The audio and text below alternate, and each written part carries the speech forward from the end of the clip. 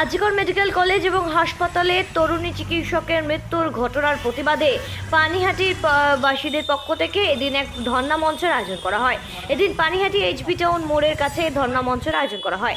এই ঘটনার জেরে একজনকে ইতিমধ্যে পুলিশ গ্রেপ্তার করেছে, তবে বাকি যারা দোষী তাদের বিরুদ্ধে ব্যবস্থা নিতে হবে, যথাযোগ্য তাদের বিরুদ্ধে আইনানুগ ব্যবস্থা নিতে হবে প্রশাসনকে, এমনটাই দাবি তুলে এদিন ধর্ণা মঞ্চ থেকে পানিহাটির পক্ষ থেকে প্রতিবাদে সোচ্চার।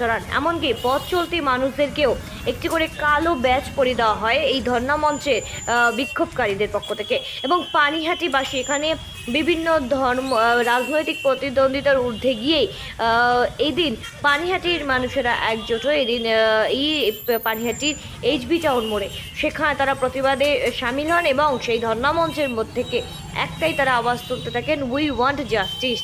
এই যে একটি তরুণী চিকিৎসক কর্মরত অবস্থায় থাকাকালীন তাকে যেভাবে খুন হতে হলো, এই গোটা ঘটনার জেরে মহিলাদের নিরাপত্তা নিয়েও কিন্তু একটা প্রশ্ন হচ্ছে। তাই প্ল্যাকার্ডে নারী সুরক্ষা চাই এমনটাও যেমনভাবে এদিনে ধর্ণা মঞ্চ থেকে প্রতিবাদ জানানো হয়, তেমনই কিন্তু যে রেপ করবে তার বিরুদ্ধে ফাঁসি হোক এমনটাও কিন্তু দাবি তুলে এদিন এই পানিহাটিবাসীরা কিন্তু প্রতিবাদে সোচ্চার হন এবং দোষীদের বিরুদ্ধে দৃষ্টান্তমূলক শাস্তির দাবিও জানিয়ে এদিন এই ধর্ণা মঞ্চ থেকে ডাক তোলে পানিহাটিবাসী।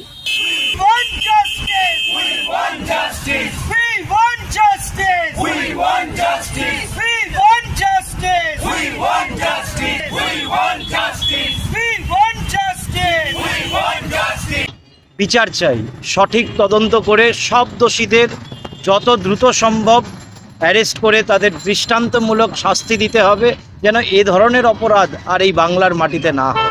বাংলার লক্ষ্মীরা যেন সুরক্ষিত থাকে। আমাদের পানিহাটির ঘরের মেয়ের যতক্ষণ না পর্যন্ত বিচার হবে ততক্ষণ পর্যন্ত আমরা এই ধর্ণা মঞ্চে থাকবো, অনির্দিষ্টকালের জন্য থাকবো। আমরা সঠিক বিচারের দাবিতে, দ্রুত ইনভেস্টিগেশনের দাবিতে এই ধর্ণা মঞ্চে বসেছি। ব্যুরো রিপোর্ট, সঠিক বার্তা।